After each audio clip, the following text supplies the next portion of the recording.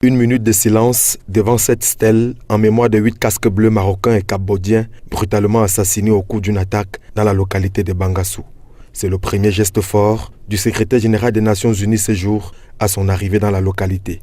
Antonio Guterres était porteur d'un message galvanisateur à l'endroit des troupes de la MINUSCA installées ici. Je suis ici pour vous exprimer ma gratitude, ma solidarité et mon admiration.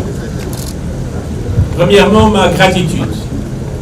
Et je m'adresse particulièrement au contingent militaire et policier qui est ici à Bangassou.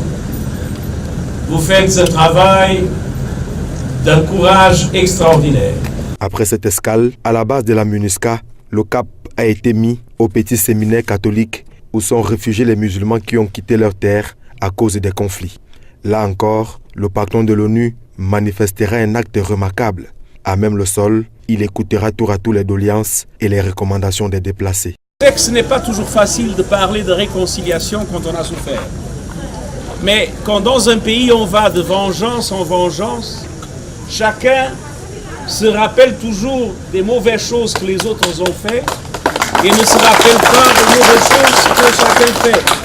Et c'est ça ce qui engendre ce cercle vicieux de violence qu'il faut à tout prix arrêter.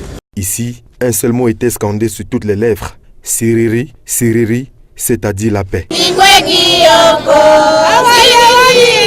Comme vous pouvez le constater derrière moi, les femmes de Bangassou sont massivement sorties venir réclamer une seule chose, la paix, la réconciliation sociale, le vivre ensemble.